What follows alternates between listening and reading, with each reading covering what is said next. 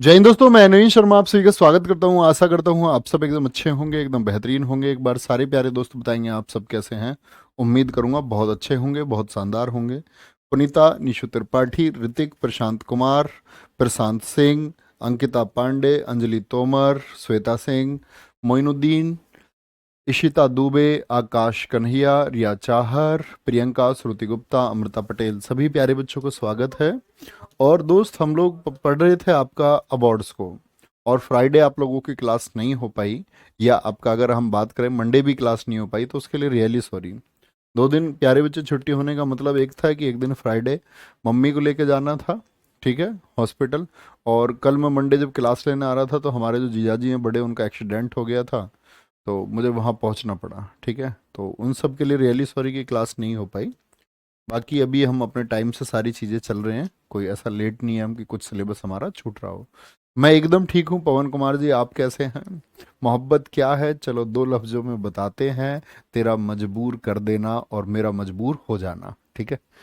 तो शुरू करेंगे क्लास को। आज एक बहुत आसान सा टॉपिक है बच्चे, जिसका नाम है नोबेल प्राइज। आज की क्लास में हम नोबेल और ऑस्कर दोनों ही पढ़ रहे होंगे। इंपोर्टेंट टॉपिक हुआ करता था। आज हम देखें कि क्या भैया नोबेल से आज क्वेश्चन पूछे जाते हैं। तो बच्चे, आज नोबेल से सिर्फ करंट अफेयर्स का क्वेश्चन पूछा जाता है। कि अगर बात करेगा आप, वो करंट अफेयर्स में पढ़ोगे। जैसे अभी अगर हम बात करें, 2023 अक्टूबर में घोषणा होगी, दिसंबर में मिलेंगे, तो 2022 वाले जो मिले वो महत्वपूर्ण है, ठीक है, कोई दिक्कत नहीं, ठीक है। धर्मेंद्र सिंह, नोबेल पुरस्कार, बहुत जल्दी से देखेंगे इसको थोड़ा, क्योंकि एक लंबा चैप्टर है, समझने की चीज़ें ज़्यादा हैं। इंपॉर्टेंट चीज़ें जो मैं बताऊं वो पढ़ लेना, ठीक है। नोबेल पुरस्कारों की शुरुआत 1901 में हुई है, ठीक है। कब से शुरू हुआ, इनको देना कब से शुरू किया गया? 1901 में, ठीक है। घोषणा इसके लिए हुई थी 1900 में। घोषणा क्या बोलोगे? घोषणा 1900 में हुई है, ठीक है। नोबेल फाउंडेशन की स्थापना 29 जून 1900 में। आप समझें इस बात को, मतलब एक फाउंडेशन बनाई गई नोबेल के नाम पर। अभी नोबेल कौन है? दरअसल में ये एक साइंटिस्ट हैं जिनका नाम है पूरा Alfred Bernard Nobel. Alfred Bernard Nobel dynamite के आविष्कारक हैं, एक साइंटिस्ट थे, या बोले तो एक बिजनेसमैन भी थे। तो इन्होंने अपनी वसीयत लिख दी, विल लिख दी अपनी। इन्होंने बोला कि जब मैं मर जाऊंगा तो मेरे मरने के बाद मेरे बैंक अकाउंट में जो पैसा है, उस पर जो भी पर ईयर इंटरेस्ट आएगा, यानी ब्याज आएगा, वो बेहतरीन काम करने वाले लोगों में बांट दिया जाए। अब वो बेहतरीन काम करने वाले लोग कौन होंगे? तो उन्होंने उसके लिए फील्ड भी बताए 5, कि ये 5 फील्ड होंगे। उन्होंने बोला आपका फिजिक्स का फील्ड होगा, केमिस्ट्री का फील्ड होगा, उन्होंने बोला मेडिसिन का फील्ड होगा, ठीक है, उन्होंने बोला पीस प्राइज होगा, उन्होंने बोला आपका लिटरेचर का फील्ड होगा। तो 5 फील्ड उन्होंने बता दिए। तो नोबेल फाउंडेशन उनकी वसीयत के बाद बना नोबेल पुरस्कार देने के लिए। फाउंडेशन नींव बनी एक, कि पुरस्कार ये देगी। घोषणा 1900 में कर दी और शुरुआत हो गई 1901 से। चलो जी, इसकी स्थापना स्वीडन के महान वैज्ञानिक अल्फ्रेड नोबेल ने 1901 में की थी। आप कहेंगे भैया 1901 में ये फाउंडेशन ने स्थापना की है। अल्फ्रेड नोबेल तो दरअसल में 1901 में थे ही नहीं, वो तो 1896 में एक्सपायर हो गए थे, ठीक है। ये बात याद रखेंगे। क्या बोलोगे? इसकी स्थापना स्वीडन के महान वैज्ञानिक अल्फ्रेड नोबेल ने 1901 में। फिर भैया अल्फ्रेड नोबेल को क्यों बोल रहे हैं? वो तो जिंदा ही नहीं थे इस टाइम पे। दरअसल में उनकी फाउंडेशन की बात हम कर रहे हैं, ओके। कोई दिक्कत? फिर जब क्लास ठीक चल जाएगी, फिर बच्चों को सुनी होगा। मैं बोल देता हूँ बच्चे, शायद क्लास आपकी अभी 5-7 सेकंड के लिए रुकेगी, है ना, क्योंकि वो नेट एक परेशानी कर रहा है, तो दोबारा कनेक्ट कर लेते हैं उसको ठीक से।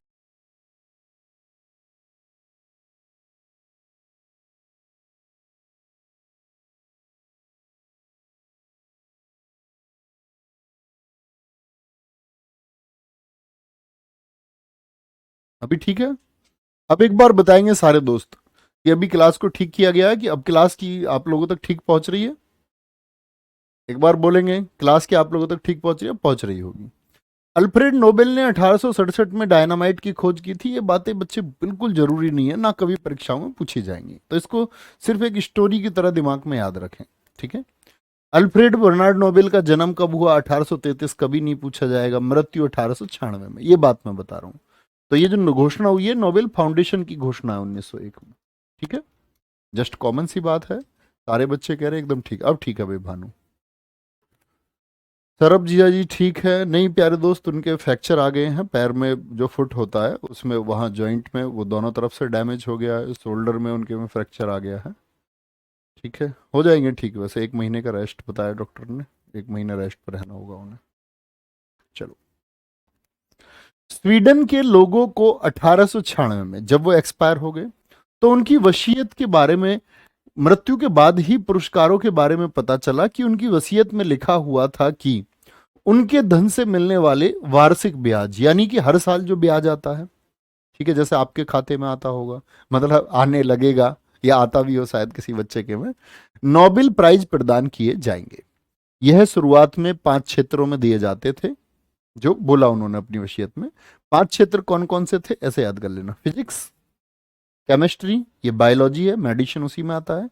एक पीस प्राइज था और एक साहित्य था, लिटरेचर था, ठीक है। ये एक कहानी है, इसको आप पीडीएफ से देखना है ना, इसको बस ऐसे जर्नली पढ़ो, इस पर टाइम खर्च नहीं करना है। तो शुरुआत में कितने क्षेत्रों में? 5 क्षेत्रों में दिए जाते थे। ये इंपॉर्टेंट बात याद रख लेनी है। नोबेल शुरुआत में कितनी क्षेत्रों में? 5 क्षेत्रों में दिए जाते थे, अल्फ्रेड बर्नार्ड नोबेल की वसीयत के हिसाब से, ठीक है। आगे आएंगे, चलो भाई चलें आगे। नेक्स्ट, 1967 में घोषणा हुई कि नोबेल पुरस्कार अब अर्थशास्त्र के लिए प्रदान किए जाएंगे। क्या बोला? 1967 में, तो ये फील्ड तो था नहीं, तो ये कौन सा फील्ड बना? ये छठा क्षेत्र बना। तो भैया 1967 में क्या नोबेल है? क्या उन्होंने अपनी वसीयत में इसके बारे में बोला था? आप कहेंगे नहीं, उन्होंने तो कुछ बोला ही नहीं। तो फिर ये कौन आदमी है, इसके लिए पैसे कौन देगा? क्योंकि उन्होंने तो बोला नहीं अपनी वसीयत में। देखेंगे 1967 में क्या हुई है, घोषणा हुई है कि इकोनॉमिक्स में जो आदमी बेहतरीन काम करता है उसको नोबेल प्राइज, दुनिया का सबसे बड़ा पुरस्कार मिलेगा। 1968 में क्या किया गया? इस्टेब्लिश किया गया। देखो कब हुआ है आपका बच्चे, 1967 में घोषणा हुई है, अनाउंसमेंट 1967, इस्टेब्लिशमेंट 1968। लेकिन आपसे सबसे ज्यादा ये ईयर पूछा जाएगा कि अर्थशास्त्र के क्षेत्र में पहली बार नोबेल पुरस्कार कब दिए गए। कभी गलती मत करना। 1969 में। नोबेल पुरस्कार की राशि प्रत्येक वर्ष बदलती रहती है। क्यों बदलती है? क्योंकि प्यारे बच्चे हर देश में आप देखोगे ना, आरबीआई हमारा repo rate, reverse repo rate, जो ये चेंज होता रहता है, उससे क्या होता है, सभी बैंकों की ब्याज दरों में भी परिवर्तन आता है। जो इंटरेस्ट रेट्स हैं वो चेंज होते हैं। तो ब्याज जब इधर उधर होगा तो राशि क्या फिक्स थोड़ी है, तो राशि ब्याज की मिलती है। भाई मान के चलो इनके खाते में 100 रुपए थे बर्नार्ड नोबेल के, और इनके खाते पर 5 रुपए ब्याज मिला, और किसी वर्ष देश में ब्याज दरों के परिवर्तन से क्या होगा कि ये जो 100 रुपए हैं, इस पर ब्याज जो है वो 5.1 रुपए भी आ सकता है, या 4.9 रुपए भी आ सकता है, ब्याज दरों में परिवर्तन से, वहां की जो केंद्र सरकार की, जो सेंट्रल बैंक है उसकी पॉलिसीज की वजह से। तो ये चेंज होता रहता है, ठीक है। मूल राशि तो वही बनी रहेगी। मूल राशि वही क्यों बनी रहेगी? प्रिंसिपल अमाउंट वही क्यों रहेगा? क्योंकि बच्चे उस पर जो ब्याज मिलता है वो हर साल दे दिया जाता है। ओके सर, आगे आएंगे। पहले 5 क्षेत्रों की पुरस्कार राशि कौन देता है? Nobel foundation. अगर आप मेरी बात ध्यान से सुन रहे हैं तो बताएं, नोबेल फाउंडेशन को कब बनाया गया था? प्रदान करता है। लेकिन अर्थशास्त्र जो ये छठा क्षेत्र जुड़ा, इसकी जो बच्चे राशि है, इसकी जो राशि है वो कौन देता है? ये बैंक है स्वेरिजेस रिक्स बैंक। इसकी सिफारिश पर इकोनॉमिक्स को जोड़ा गया।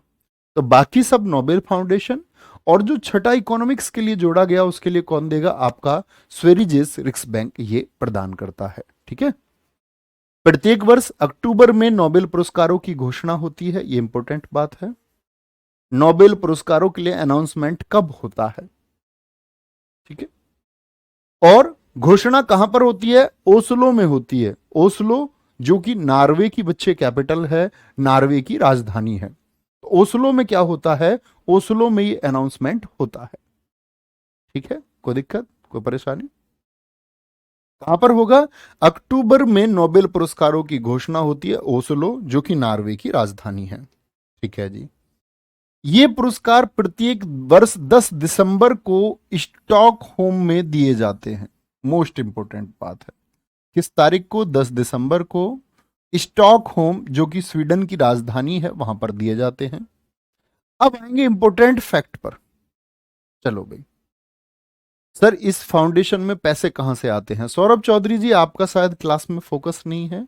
मैंने बताया अल्फ्रेड बर्नार्ड नोबेल के पास जो प्रॉपर्टी थी, जो उनका पैसा बैंक में जमा था, तो बैंक में जो पैसा उनका जमा है उसके इंटरेस्ट से नोबेल फाउंडेशन के पास पैसे आती हैं, जिसको वो ब्याज के रूप में देता है। ठीक है, क्लास में ध्यान लगाएं प्लीज। शांति का नोबेल पुरस्कार बिना घोषणा के दिया जाता है, क्योंकि बच्चे ये बहुत विवादित रहा है। ठीक है, कभी किसी को दिया गया तो इस पर बहुत विवाद उठे कि इस आदमी ने तो शांति के लिए काम नहीं किया। बराक ओबामा को बोल दिया गया कि इन्होंने अगर कहीं शांति काम किया तो इन्होंने विध्वंस भी तो किया। तो बहुत सवाल उठते हैं, तो बोले शांति का जो नोबेल पुरस्कार है, शांति का नोबेल पुरस्कार है, वो बिना घोषणा के दिया जाएगा। और शांति का नोबेल पुरस्कार नॉर्वे की राजधानी ओस्लो में दिया जाता है। बाकी सारे कहां दिए जाते हैं? हम कहेंगे भैया स्टॉकहोम में दिए जाते हैं, स्वीडन में। घोषणा सबकी होती है ओस्लो में। लेकिन शांति का अपवाद है, एक एक्सेप्शन केस है। उसकी ना तो घोषणा होगी, और दिया कहां जाएगा? जहां बाकी सबकी घोषणा होती है, ओस्लो में। ठीक है, इसे नॉर्वेजियन नोबेल द्वारा दिया जाता है। ये एक समिति है, नॉर्वेजियन नोबेल समिति। ठीक है, ये हटाएंगे, नॉर्वेजियन नोबेल समिति। ये नॉर्वे की एक संसद है जिसका नाम है स्टोर्टिंग, उसके द्वारा दिया जाता है। जैसे बच्चे विभिन्न देशों की संसद हम अपने यहाँ क्या बोलते हैं? संसद बोलते हैं। अफगानिस्तान में इसको सोरा कहा जाता है, जापान में संसद को डाइट कहा जाता है, रूस में संसद को ड्यूमा कहा जाता है। तो विभिन्न देशों की संसद के पार्लियामेंट के अलग अलग नाम हैं। ऐसे ही नॉर्वे की संसद का नाम क्या है? स्टोर्टिंग है। नॉर्वे की संसद का क्या नाम है? स्टोर्टिंग। तो स्टोर्टिंग चुनती है किसको, नॉर जो आपका पुरस्कार किसको दिया जाए, ये शांति का।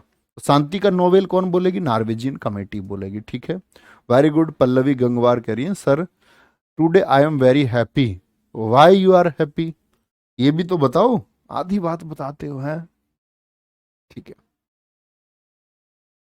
आगे आएंगे।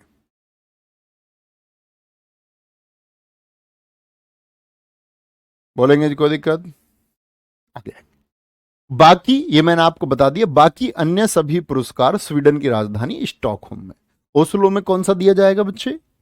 ओस्लो में कौन सा दिया जाएगा? ओस्लो में भैया जी नोबेल पीस प्राइज दिया जाएगा। बाकी सबकी घोषणा ओस्लो में होगी, बाकी सब दिए जाएंगे स्टॉकहोम में। एक क्षेत्र में अधिकतम 3 लोगों को नोबेल पुरस्कार दिया जा सकता है। मान के चलो, जैसे 2022 में हमको फिजिक्स के लिए नोबेल पुरस्कार देना था, तो कितने लोगों को दे सकते हैं? मैक्सिमम, मैक्सिमम 3 लोगों को। ठीक है, क्या बोलेंगे जी? भैया जी कितने लोगों को? मैक्सिमम 3 लोगों को। तो मिनिमम कितने लोगों को मिलेगा? तो मिनिमम तो एक को मिल सकता है, या तो एक को दे दो।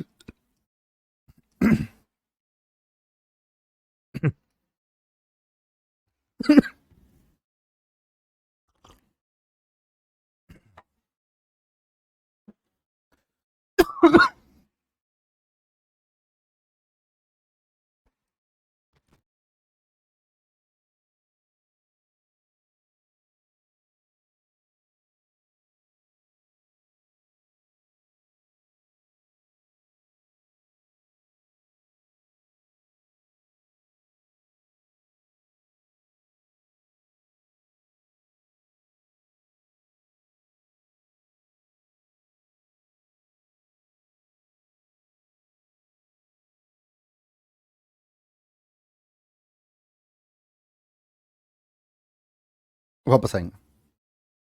चलो जी, मैंने आपसे बोला कि एक बार में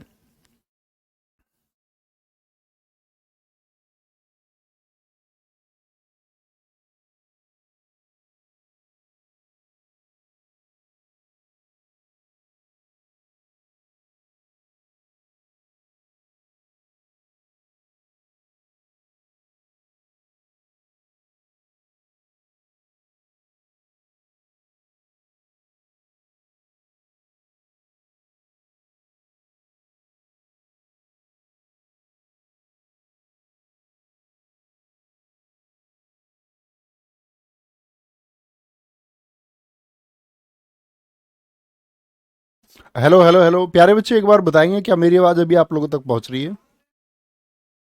मेरी आवाज अभी आप लोगों तक पहुंच रही है, एक बार बोलेंगे? तो मैं आपको बता रहा था कि मैक्सिमम 3 लोगों को ये दिया जा सकता है, ठीक है। मैक्सिमम में भैया मिनिमम अकेला आदमी भी हो सकता है, 2 को भी दिया जा सकता है, मैक्सिमम 3 लोग हैं। मैक्सिमम 3 लोग हैं। अब 3 लोगों में कैसे बांटेगा? 33 33 33% करके बांट दे। 2 लोगों को दिया जा रहा है तो 50 50% बांट सकते हैं। 50% 50% जो पैसा है, पैसे को बांट रहे हैं। और अकेले को मिलेगा तो अकेले को तो 100% मिलेगा ही। लेकिन यह भी नियम है कि इन 3 में से जो 2 हैं, इनको तो 25 25% दे दिया जाए।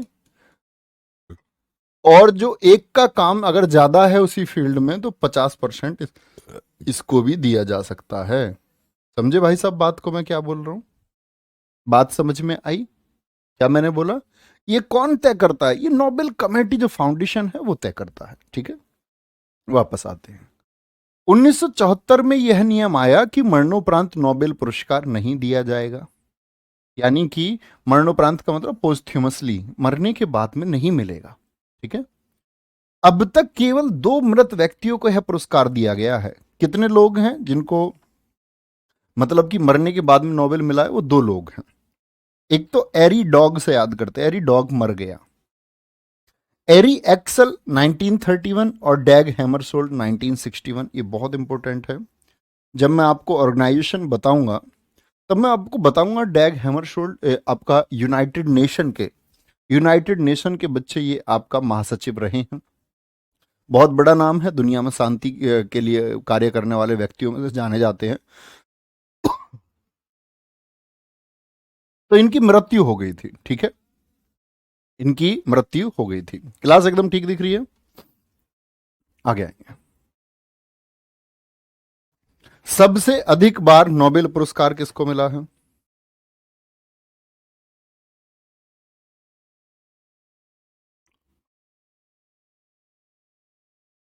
सुनील कुमार जी, राष्ट्रपति को नहीं मिलेगा सिर्फ। वापस आएंगे।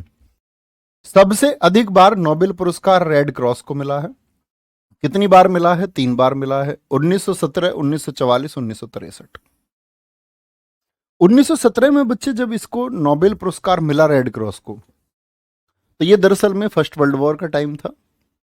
पूरी दुनिया आपस में लड़ी है बच्चे, 1914 से 1918, ठीक है।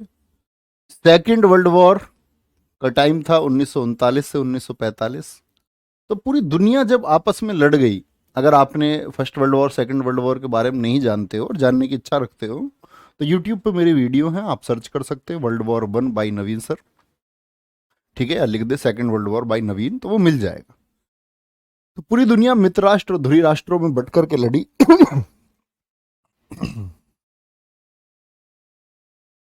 ठीक है जी। तो बच्चे फर्स्ट वर्ल्ड वॉर के दौरान पूरी जो घायल अवस्था में लोग थे उनको उनको आपका क्या किया गया? इन लोगों ने ब्लड की सप्लाई की, घायलों की सेवा की है। 1944 सेकेंड वर्ल्ड वॉर में और 1963 में। क्यों? क्योंकि इसकी फाउंडेशन को पूरे 100 साल हो गए थे। 1863 का ये संगठन बेहतरीन काम करते हुए अपने 100 साल पूरे कर चुका था, ठीक है। आगे रेड क्रॉस के फाउंडर कौन है? जब इतनी बड़ी संस्था है तो इसके फाउंडर आपको पता होने चाहिए। Henry Dunant. इनको 1901 में सबसे पहले नोबेल पुरस्कार मिला। यानी इनकी संस्था को 3 बार और इनको 1 बार। मतलब जो फाउंडर हैं उनको भी 1 बार नोबेल पुरस्कार 1901 में जब दिए गए तो सबसे शुरुआत में दिया गया था, ठीक है। आगे इनके साथ में फ्रेडरिक पेसी को भी मिला 1901 में ही। फ्रेडरिक पेसी कौन है? ये फ्रेंच पीस सोसाइटी के संस्थापक हैं। एक संस्था है फ्रेंच पीस सोसाइटी, पूरी दुनिया में शांति स्थापित करने के लिए काम करने वाली संस्था जानी गई। और इसको भी शुरुआती दौर में 1901 में सबसे शुरुआत में नोबेल पुरस्कार मिला था, ठीक है। कोई दिक्कत नहीं? तबीयत खराब नहीं है, पता नहीं क्या दिक्कत हुई है, ऐसे एकदम से खांसी आई है थोड़ी। तबीयत एकदम ठीक है, तबीयत में कोई दिक्कत नहीं है। और शायद मैं डिस्टर्ब भी कर रहा हूँ तुम लोगों को बार बार, सॉरी। हो जाएगा ठीक, हो 2 4 मिनट में। तो सबसे अधिक बार नोबेल आप समझ गए, रेड क्रॉस को किसने फाउंड किया ये भी आप समझ गए। आगे आएंगे, सबसे कम उम्र में नोबेल पाने वाले पुरुष मेल लॉरेंस ब्रेग हैं। 25 साल की अवस्था में इनको मिला था। आपने कभी फिजिक्स में पढ़ा हो अगर ब्रैग इक्वेशन को, तो ब्रैग्स इक्वेशन इन्हीं के द्वारा दी गई लाइट के लिए। सबसे कम उम्र में नोबेल पाने वाली महिला कौन है? मलाला यूसुफजई, 17 साल की थी। 2014 में इनको नोबेल पुरस्कार मिला। भारत के एक कैलाश सत्यार्थी भी थे उनके साथ में। इनकी पुस्तक है वी आर डिस्प्लेस्ड और आपका आई एम मलाला। ये किसकी किताबें हैं? ये मलाला यूसुफजई की किताबें हैं। मलाला का अन्य नाम क्या है? गुल मकई। पाकिस्तान का बच्चा जो पख्तूनिया प्रांत है आपका, उससे संबंध रखती हैं। चर्चा में इसीलिए रही कि तालिबानियों ने इनके सिर पर AK-47 रख दी स्कूल जाती बस के ऊपर, और बच्चों को पढ़ने से रोका गया। लड़कियों को विशेषतः रोका जाता है, ठीक है, तो लड़कियों को रोका गया पढ़ने से। और तुम लड़कियां समझना, या कोई भी ऐसा बच्चा कि आपको पढ़ने के लिए प्रेरित किया जा रहा है, तो कितना महत्वपूर्ण है। इस बच्ची के सिर पर AK-47 की 3 गोलियां मारी गई, है ना। और बोला गया, मतलब गोली मारने से पहले पूछा गया कि स्कूल जाओगी, तो उसने कहा मैं स्कूल जाऊंगी। और हौसला समझना तुम, 3 गोलियां लगी AK-47, हॉस्पिटल एडमिट रही, और ये समझो कि जान बच गई, किसी भी तरह से बची, जान बच गई। और उठ करके फिर बोली कि मैं स्कूल जाऊंगी। तो ये शिक्षा का महत्व, जहां लोगों को नहीं मिल पाता उनको पता चलता, आप लोगों को मिला है बड़े आराम से। संजय कह रहे हैं सर रेड क्रॉस का स्टैब्लिश कब हुआ? अब क्या लिख रहे हो भाई? बोला ना उसके फाउंडेशन को 100 साल 1963 में पूरे हुए, तो 100 नहीं घटा सकते 1963 में से? हैं? किसने ग्रेजुएशन करने दी तुमको? तो 100 घटाओ तो आएगा 1863 में स्थापित हुई है। वो हम बाकी संस्थाओं में पढ़ेंगे, मैं इंटरनेशनल ऑर्गेनाइजेशन संजय भाई आपको पढ़ाऊंगा, तब मैं ये सब रेड क्रॉस वगैरह ये सब पढ़ाऊंगा, ठीक है। आगे आएंगे, इनकी पुस्तक पता चल गई। मलाला का नाम है गुल मकई के नाम से जानते हैं, बचपन का नाम है। सबसे अधिक उम्र में नोबेल पाने वाले व्यक्ति कौन है? गुड इनफ है, गुड इनफ, 97 ईयर्स, 97 वर्ष में, 97 साल की उम्र में इनको नोबेल मिला है। सबसे कम उम्र की महिला कौन है? महिला कहेंगे मलाला यूसुफजई हैं। सबसे कम उम्र के पुरुष पूछे तो कौन कहेंगे? हम कहेंगे लॉरेंस ब्रैग है। और सबसे अधिक उम्र में पूछे तो गुड इनफ कहेंगे, ठीक है। आगे आए, 2 बार नोबेल पुरस्कार प्राप्त करने वाले 4 लोग हैं। ऐसे 4 लोग हैं जिनको 2 बार नोबेल पुरस्कार मिला। ऐसा कौन है जिसको 3 बार मिला है? बोले फटाफट से। आप कहेंगे ऐसा कौन इंसान है जिसको 3 बार मिला है? कोई नहीं है, ऐसी सिर्फ संस्था है, इंसान नहीं है वो संस्था है रेड क्रॉस, ठीक है। अच्छा, 2 बार नोबेल पुरस्कार प्राप्त करने वाले 4 लोग हैं, ठीक है। कौन? Madam Curie. मैडम क्यूरी, और देखो ध्यान से देखना, 1903 1911 मोस्ट इंपोर्टेंट है, इनके ईयर पूछे जाते हैं। मैडम क्यूरी को फिजिक्स के लिए, भौतिकी के लिए और केमिस्ट्री के लिए, रसायन के लिए 1903 1911। एक फील्ड है या सेम है? एक फील्ड है या सेम है? अलग अलग फील्ड है। आप कहेंगे फिजिक्स केमिस्ट्री अलग अलग फील्ड है भैया, अलग अलग फील्ड है। ऐसे ही एक आदमी जॉन बार्डीन है, 1956 ट्रांजिस्टर की खोज और 1972 अति चालकता के लिए। क्या भैया ये याद करने की जरूरत है ट्रांजिस्टर खोजा इन्होंने? नहीं। एक बात देखो कि जॉन बार्डीन का फील्ड सेम है, दोनों बार नोबेल सेम फील्ड के लिए मिला या अलग अलग के लिए? क्योंकि एसएससी ने क्वेश्चन पूछा है ऐसे कौन व्यक्ति हैं जिनको भौतिकी के लिए 2 बार नोबेल मिला है, और मैक्सिमम बच्चों का आंसर था मैडम क्यूरी। क्योंकि बच्चों के दिमाग में एक इमेज रहती है कि मैडम क्यूरी को 2 बार मिला है, तो बच्चे मैडम क्यूरी को मिला 2 बार है, लेकिन एक बार फिजिक्स के लिए और एक बार केमिस्ट्री के लिए, ठीक है। कौन है 2 बार फिजिक्स के लिए? जॉन बार्डीन हो गए। ये देखो लिनस पॉलिंग, एक बार रसायन के लिए एक बार शांति के लिए। ना तो ये याद करना है कब मिला, ना ये याद करना किसके लिए, बस याद रखो 2 फील्ड अलग अलग है इनकी, रसायन और शांति। जॉन बार्डीन भौतिकी, इनके वर्ष भी याद करने हैं मैडम क्यूरी के, ठीक है। आगे आएंगे, फ्रेडरिक सेंगर, फटाफट से देखते चलेंगे, सिर्फ एक नोट्स आप बाद में बना सकते हैं क्योंकि एक जनरल टॉपिक है। फ्रेडरिक सेंगर 1958 और 1980 दोनों बार रसायन के लिए मिला, इंसुलिन के लिए। तो ऐसे कौन व्यक्ति हैं जिनको रसायन के क्षेत्र में, केमिस्ट्री के फील्ड में 2 बार नोबेल मिल चुका है? तो आप कहेंगे भैया फ्रेडरिक सेंगर हैं। तो फ्रेडरिक सेंगर केमिस्ट्री में 2 बार, ठीक है। अगर मैं बात करूं जॉन बार्डिन, आप कहेंगे फिजिक्स में 2 बार। फिजिक्स और केमिस्ट्री, भौतिकी और रसायन के लिए कौन है, तो हम कहेंगे भैया जी मैडम क्यूरी 1903 और 11, ठीक है। चलो भाई नेक्स्ट है, अर्थशास्त्र के क्षेत्र में 1969 में 2 व्यक्तियों को नोबेल मिला। चलो भाई बहुत बढ़िया। जूली देवी जी कह रहे हैं भैया जी मेरी मैरिज जिससे होनी थी उसकी डेथ हो गई है, बहुत माइंड बहुत डिस्टर्ब रहता है, क्या करें प्लीज। बच्चे बस पढ़ाई पे ध्यान लगाएं, कुछ भी नहीं करना है, ठीक है। अगर आपको लगता है कि आप भावनात्मक रूप से उनसे जुड़ चुकी थी और ये सत्य है कि आप सच में जुड़ चुकी थी, या तो आप मस्खरी के लिए लिख रहे हैं या सत्य के लिए। अगर ये सत्य है कि आप भावनात्मक रूप से सच में उनसे जुड़ चुके थे, तो क्या आप पूरी जिंदगी उनकी भावनाओं के साथ बिता सकते हैं? एक चुनाव करिए आराम से बैठ के। आपको लगता है कि आप भावनात्मक रूप से एक जिंदगी बिता सकते हैं अकेले उनकी मेमोरीज के साथ में, जो मेरे हिसाब से तो एक मूर्खता होगी, ठीक है। तो उसी टाइम एक इंस्टेंट डिसीजन लीजिए कि ठीक है अब ये पढ़ाई ज़्यादा ज़रूरी है तो इसको कर लेते हैं, ठीक है। ना इधर इस तरह की बातें कहीं करें, ना कमेंट में, ना कहीं, और पढ़ाई पर ध्यान लगाएं, चीज़ें समय के साथ अपने आप ठीक हो जाती हैं। चलो, रेगनर एंटोन फ्रिस्क। अब बच्चे मैंने बोला अर्थशास्त्र के क्षेत्र में नोबेल 2 व्यक्तियों को मिला, तो क्योंकि वो विशेष बात है, 1901 में नोबेल शुरू हुए, लेकिन इकोनॉमिक्स के कब, मैंने बोला 67 घोषणा, 68 में इस्टेब्लिशमेंट, और पहली बार दिए गए 1969 में। तो किसको दिया गया पहली बार? रेगनर फ्रिस्क, इतना नाम आता है परीक्षा में, रेगनर फ्रिस्क। पूरा नाम क्या है? रेगनर एंटोन फ्रिस्किटल, नॉर्वे के, और जैन टिनबर्गेन, नीदरलैंड के। इन 2 व्यक्तियों को मिला, लेकिन दोनों में सबसे पहले किसको मिला? तो अर्थशास्त्र के क्षेत्र में पहले रेगनर फिश, यही नाम है। फ्रिस बोलो या फिश बोलो, घबराना नहीं है, इस बात से घबराना नहीं है, ओके।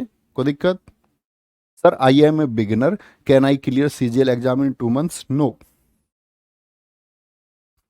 2 महीने में नहीं हो सकता। अगले वाले के लिए अभी से तैयारी करो। बहकाएंगे लोग, ऐसे यूट्यूब पे वीडियो मिल सकती हैं तुम्हें, 30 दिन में सीजीएल पास किया, झूठ बोलते हैं सब, ठीक है। एक बिगिनर हो तो शुरुआत करनी पड़ेगी। बहुत अच्छा मजा हुआ खिलाड़ी 2 महीने में तैयारी कर सकता है, वो मान सकते हैं, बिगिनर नहीं, ठीक है। अगले वाले को टारगेट बना के चलो अभी से, अच्छा तब हो पाएगी तैयारी। नोबेल पुरस्कार पाने वाले भारतीय कौन कौन है देखें ध्यान से। पहले रविंद्रनाथ टैगोर, इनकी पुस्तक गीतांजलि के लिए जब इसका इंग्लिश ट्रांसलेशन हुआ तब ये चर्चा में आई थी, और ये साहित्य के क्षेत्र में, ठीक है, किसके? लिटरेचर के फील्ड में। कौन सी पुस्तक है इनकी? गीतांजलि। और ये पहले एशियाई भी हैं, भारतीय तो है ही हैं, पहले एशियाई हैं, इससे पहले सिर्फ यूरोपियन को मिला है, ठीक है, और गैर यूरोपियन को मिला है, यानी कि एशिया का मतलब यूरोप के नहीं है, गैर यूरोपियन है, ठीक है। बहुत बढ़िया, बहुत शानदार। आगे आगे बच्चे, आप पागल हो चुके हैं क्या? प्रवीण कुमार जी, मिस वर्ल्ड लिखे जा रहे हैं, मिस वर्ल्ड कौन थी? बच्चे यहाँ क्या क्लास चल रही है, उस पर फोकस करें प्लीज। वो आपके रिसर्च की चीज है, वो आप सर्च कर सकते हो, भटकाए ना खुद को। आगे आएंगे, सीवी रमन। तो पहले 1913 में कौन थे? रविंद्रनाथ टैगोर थे। आपको सिर्फ वर्ष लिखने हैं इनके। सीवी रमन 1930, क्या दिया इन्होंने? रमन प्रभाव दिया, भौतिकी के लिए नोबेल पुरस्कार इनको दिया, रमन इफेक्ट के लिए, ठीक है, रमन इफेक्ट के लिए। इन्हीं की याद में 28 फरवरी को विज्ञान दिवस मनाया जाता है। और जैसे सीवी रमन जी के बारे में हम पढ़ते हैं तो हमको पता होना चाहिए, सीवी रमन जी भी ये पहले बच्चे, पहले ऐसे व्यक्ति हैं जो गोरे नहीं हैं और जिनको फिजिक्स के फील्ड में सम्मानित किया गया है, ठीक है। पहले ऐसे व्यक्ति हैं ये, मतलब गोरों को ही मिला। जैसे पहले एशियाई हैं वो भी, नॉन यूरोपियन है रविंद्रनाथ टैगोर 1913, ये भी पहले नॉन यूरोपियन जिन्होंने फिजिक्स में इतना बड़ा काम किया रेमन इफेक्ट का, ओके। आगे आएंगे, डॉक्टर हरगोविंद खुराना, इनको 1968 में कृत्रिम जीव के संश्लेषण के लिए क्या किया इन्होंने बच्चे? सिंथेसिस ऑफ आर्टिफिशियल ऑर्गेनिज्म, चिकित्सा के क्षेत्र में, कौन सा? मेडिसिन के फील्ड में। तो हरगोविंद खुराना 1968। 1913 किसको? 1913 आपका रविंद्रनाथ टैगोर, ठीक है, गीतांजलि के लिए। 1930 में सीवी रमन, किसके लिए? रमन इफेक्ट के लिए, जिनकी याद में हम 28 फरवरी को विज्ञान दिवस मनाते हैं।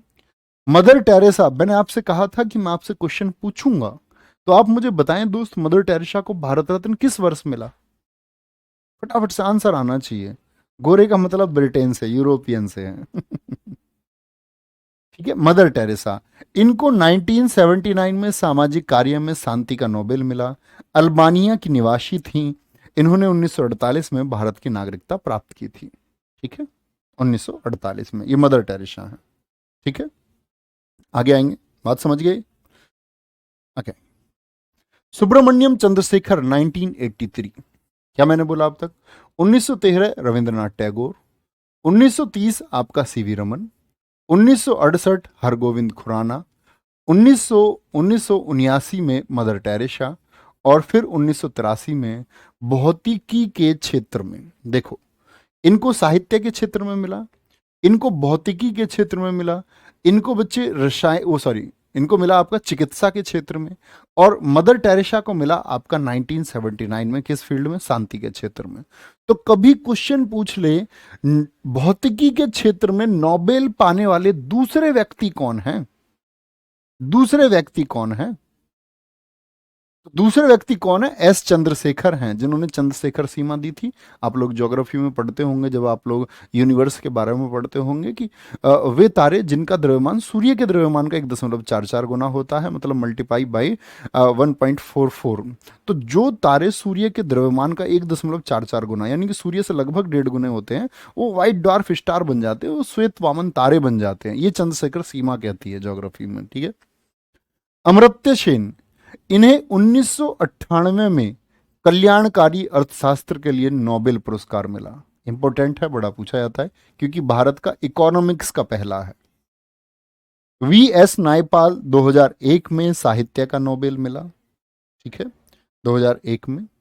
वेंकट रमन रामाकृष्णन, इनको 2009 में रसायन का नोबेल मिला। We Ramakrishnan.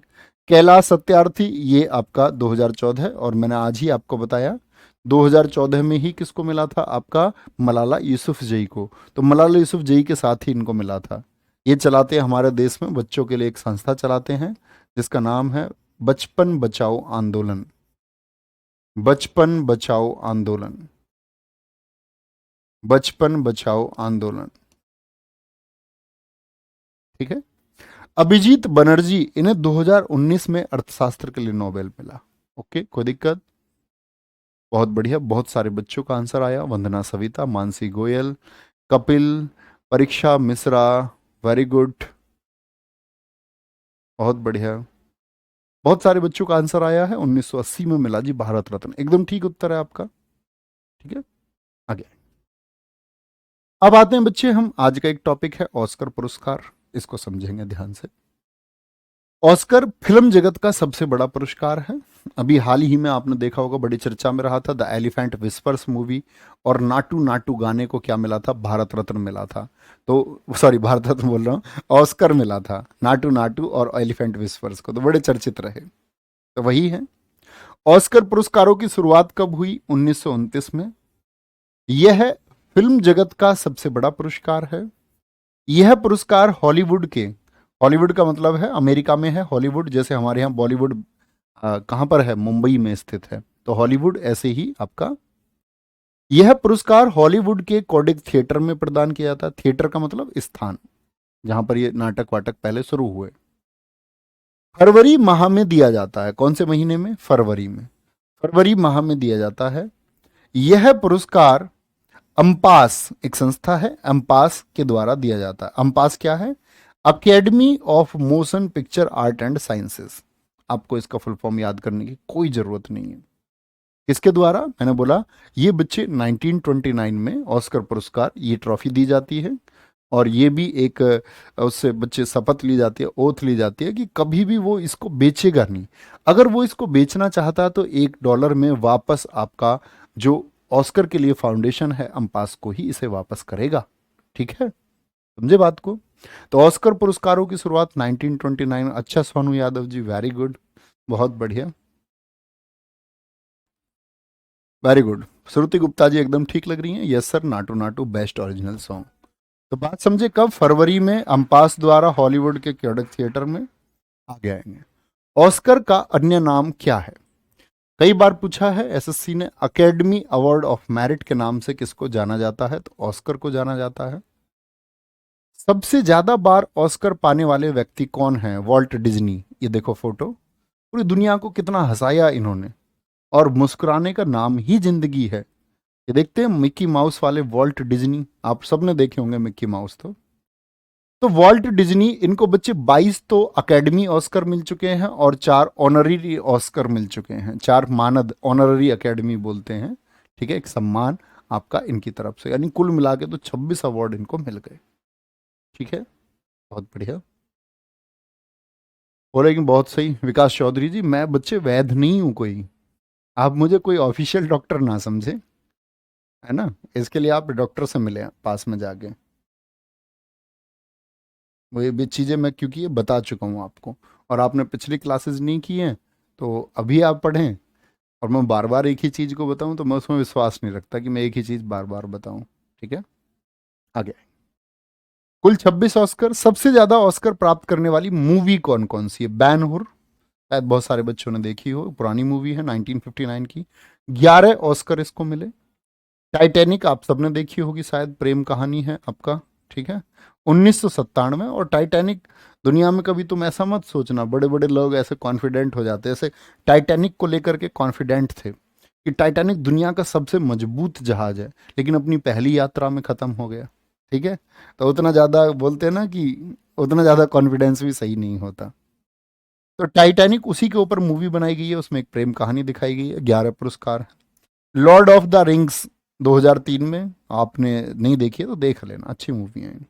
Lord of the rings 2003 में 11 ऑस्कर मिल चुके हैं। ठीक है, चलेंगे जी, 11 अवार्ड हैं। अब आते हैं ऑस्कर पाने वाले भारत के। आपके काम की चीज ये है, यहां से 2 क्वेश्चन सबसे ज्यादा काम के रहेंगे। भानु अथैया भारत की प्रथम महिला हैं, ये जो फोटो है, जिनको गांधी फिल्म में रिचर्ड एटनबरो की कॉस्ट्यूम डिजाइनिंग करने के लिए 1983 में ऑस्कर मिला था। कब मिला था? 1983। ईयर भी पूछा जाता है, नाम भी पूछा जाता है। तो पहली ऑस्कर प्राप्त करने वाली हैं ये। ठीक है, अब तो एक्सपायर हो चुकी हैं। गांधी की भूमिका किसने की थी? देखो, ये बैन किंग्सले, आपने देखे होंगे हॉलीवुड में, और एक गांधी की भूमिका में एकदम गांधी जैसे। और डायरेक्टर कौन रहे इस मूवी के? Richard Attenborough. ठीक है, तो ये कॉस्ट्यूम डिजाइनिंग की, गांधी के जो वस्त्रों को डिजाइन किया, ये वस्त्रों को डिजाइन किया है भानु अथैया ने। ठीक है, नहीं मूवी के सन याद नहीं करने हैं, कोई दिक्कत? नेक्स्ट आगे आएंगे।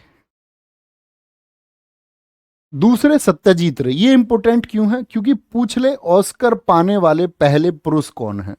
तो भानु अथैया कौन है आप समझ गए होंगे, महिला है। अगर पहले मेल पूछ ले तो क्या नाम आएगा? सत्यजीत रे। और इनका ईयर भी आपको याद रखना पड़ेगा, 1992 है, 1992 है। ठीक है, वो फर्स्ट वुमेन, ये फर्स्ट मैन। तीसरे ए आर रहमान। ऐसे अब इनका क्रम याद करने की जरूरत नहीं कि तीसरे कौन है चौथे कौन है। ए आर रहमान को भी मिल चुका है 2009 में स्लम डॉग मिलेनियर फिल्म में जय हो।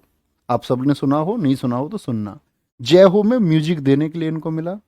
गुलजार साहब को भी 2009 में जय हो सॉन्ग में ही साउंड मिक्सिंग के लिए मिला है, साउंड मिक्सिंग के लिए मिला है। ठीक है, कोई दिक्कत? क्या बोला मैंने आपसे कि 1983 पहला हो गया भानु अथैया के लिए। 1992 पहले पुरुष हो गए सत्यजीत रे। ए आर रहमान साहब को मिला 2009 में। गुलजार साहब को मिला 2009 में जय हो के लिए। एक और आएंगे रेसुल पुकुटी, उनको भी जय हो के लिए मिला। ठीक है, बैन किंग्सले बच्चे हैं, इंडिया के नहीं है। वंदना सविता बहुत अच्छा, फर्स्ट इंडियन मेल सत्यजीत रे। चलो भाई, चलो भाई, बहुत बढ़िया। भैया गांधी जी पहनते ही कहाँ थे ज़्यादा कपड़े, तो इन्होंने डिजाइन क्या किया? प्रियांशी वर्मा कह रही हैं। आप बच्चा मूर्ख हैं प्रियांशी वर्मा। मूर्ख क्यों है आप वो सुने। आप मूर्ख इसलिए हैं कि गांधी जी को आपने धोती वस्त्र में देखा है। तो जैसे गांधी मूवी है तो उनमें उनका पूरा जीवन दिखाया गया होगा ना, शुरू से धोती वस्त्र में रहे। गांधी जी कोट पैंट भी पहनते थे बच्चे। तो ये बताता है कि आप गांधी जी के बारे में सिर्फ धोती और कुर्ता देख जानते हैं। कुर्ता तो नहीं, सॉरी, धोती। धोती ही को ही जानते होंगे आप। जान जाओगे, कोई नहीं, मजाक कर रहा हूँ मैं। रेसुल पुकुटी, ये कौन है? इनको भी 2009 में स्लम डॉग मिलेनियर के लिए रेसुल पुकुटी को ऑस्कर अवार्ड मिला था। उन्हें यह पुरस्कार बेस्ट साउंड मिक्सिंग कैटेगरी में दिया गया। आपको कैटेगरी नहीं पढ़नी है, आपको सिर्फ पढ़ना है किन किन लोगों को। तो 3 लोग तो 2009 की जय हो मूवी से ही हो गए। कौन कौन? रेसुल पुकोटी हो गए, A R रहमान हो गए और गुलजार साहब हो गए। बंगाली फिल्म निर्देशक, यानी जो बंगाली फिल्मों के निर्माता थे, सत्यजीत रे, 1992 में पहले पुरुष हैं जिनको ऑस्कर मिला, और पहली महिला भानु अथैया हैं। ठीक है। अच्छा, अभी बहुत चर्चा में रहा, ये आप सब लोग जानते ही होंगे, 2023 में बेस्ट ओरिजिनल सॉन्ग के लिए किसको मिला? नाटू नाटू, RRR मूवी का है। इसके म्यूजिक कंपोजर कौन थे? MM किरवानी। गाने को अपनी आवाज में किस किसने गाया? काल भैरव और राहुल सिपली गुंज ने। कोरियोग्राफ किसने किया इस गाने को? प्रेम रक्षित ने। मतलब डांस के स्टेप, बड़ी प्रयास हुआ, 2 महीने में गाने की शूटिंग हुई है, 120 के करीब इसमें आपका स्टेप दिए गए। लिखा किसने इस गाने को? चंद्र बोस ने। क्या बोलोगे? चंद्र।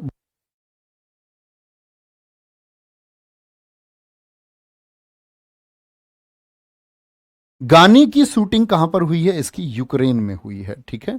गाने की शूटिंग कहां पर हुई है भाई साहब? यूक्रेन में हुई है। नोट कर लेंगे, अच्छा है। और इस बार इससे क्वेश्चन आएंगे SSC में, नाटू नाटू सॉन्ग से, ये बात भी फिक्स है। ठीक है।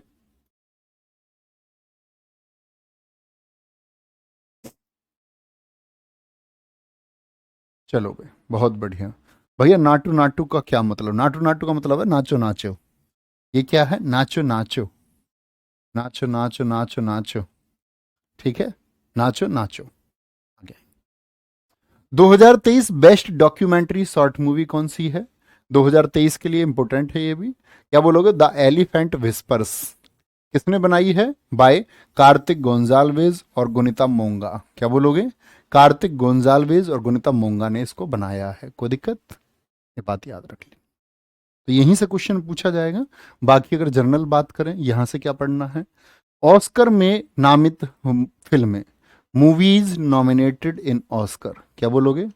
मूवीज नॉमिनेटेड इन ऑस्कर, मतलब नॉमिनेट हुई लेकिन मिला नहीं है। Nominated in Oscar awards. Oscar कौन कौन सी हैं?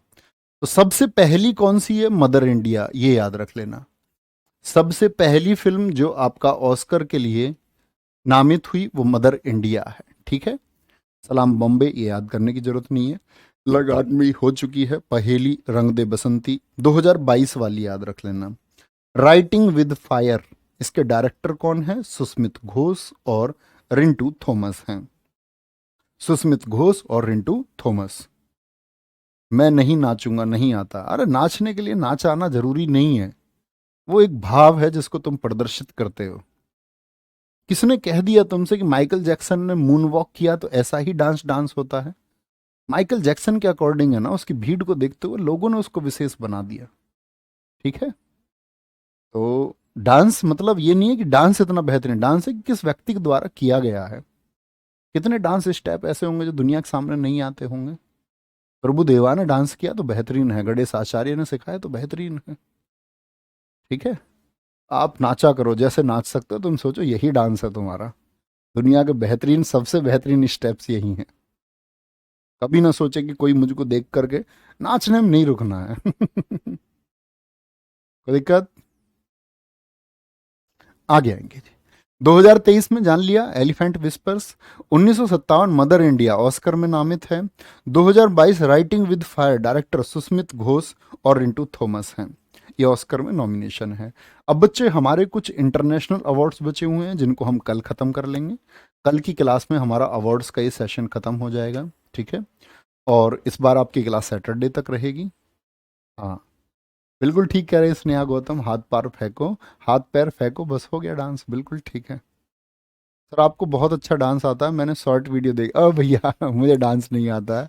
मैं जो शॉर्ट्स वीडियो में जाता है ना, उतनी देर वो बेस्ट एक पार्ट होता है जिसको आगे भेज दिया जाता है। सर डांस नहीं आता तो वाइन पी के नाच। अरे नहीं, ऐसे ही नाच सकते हो भाई, तो ऐसे नाचोगे नहीं तुम, जैसे बारात में नहीं आते हो बाराती, फिर तुम नाली में गिर जाओगे। सब कुछ ऐसे तुम नाचा करो, कोई दिक्कत नहीं है। और मैं तुम्हें बताऊं, नृत्य जो बनाया गया है, मतलब भगवान शिव ने पहली बार ये किया, नटराज मुद्रा जिसको आप देखते हैं, तो वो उसके लिए किया कि दुनिया में एक प्रॉस्पेरिटी आए, एक समृद्धता आए, दुनिया में एक जॉय आए, एक खुशी आए। तो वो खुशी के लिए है, वो इसीलिए खुशी के मौसम को आप देखो लोग दुख के टाइम पे नहीं करते। तो डांस वो खुश कर देता है, तो खुश रहिए, है ना। कभी तुम देखोगे, कभी गुस्से के हालात है, कमरा बंद करो, डांस करो तुम। तुम्हारा दिमाग खराब है, किसी ने तुमको ब्रेकअप तुमसे कर लिया है, किसी ने तुमको अच्छे व्यवहार से, कोई तुमसे बात नहीं करता है, उसको ब्लॉक करो और डांस करो कमरे में जाके। मुक्ति पाओ अपने स्वाभिमान से। समझौता नहीं होना चाहिए। जो आदमी आज तुम्हारी इज्जत नहीं करता, वो सीधी सी बात है जब उसके अधिकार हो जाएंगे, जब तुम उसकी पत्नी हो जाओगी, तो बिल्कुल नहीं करेगा। बहुत सारी लड़कियां सोचती है टाइम के साथ पे हो जाएगा, लड़का मुझे गाली देता है, लड़का मुझसे बदतमीजी से बात करता है, लड़का मुझको धोखा देता है, कहते टाइम के साथ सब ठीक हो जाएगा। नहीं होता। अभी बैक ऑफ पे जाओ, वो एक मैसेज है कि अपनी इस जर्नी कहीं मोड़ दो।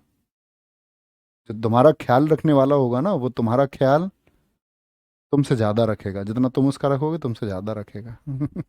तो ख्याल रखिए अपना बहुत सारा। बाय बाय, टेक केयर, जय हिंद, जय भारत। मिलते हैं कल के टॉपिक में, उसको ख़त्म कर लेंगे बच्चे। और मैं आपको बता दूं कि 25 तारीख से, जो ये 25 मई है, 25 मई से आपकी क्लास जो होगी वो होगी नेशनल पार्क की। बहुत इंपॉर्टेंट क्वेश्चन बनते हैं। और इसी दिन CG हमारा CHSL भी शुरू हो रहा है। तो ये क्लास आपकी दोनों में चलेगी, आपके यहाँ तो चलेगी, आपको सोचना नहीं है, CHSL में भी वो क्लास चल रही होगी। फिर क्या है, उसको एक राउंड में कर देंगे हम। जो टॉपिक आपके हो चुके हैं उनको मैं CHSL में बाद में करा दूंगा, है ना। ठीक है, ख्याल रखिए। जय हिंद, जय भारत। Thank you.